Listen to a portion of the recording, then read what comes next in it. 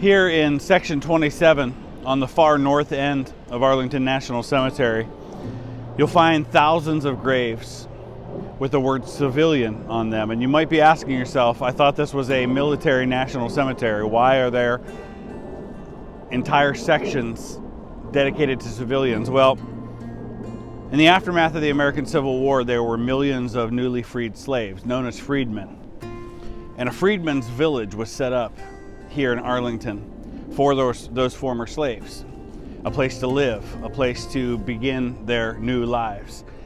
Many of them died here. In fact, there are about 4,000 former slaves buried here at Arlington National Cemetery in these graves.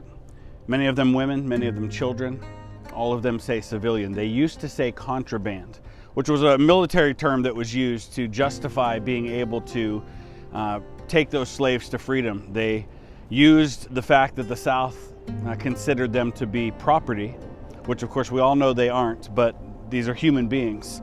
But for the sake of giving them freedom, they would refer to them as contraband. Many of them worked for the Union war effort. Many of them eventually died as they had lived.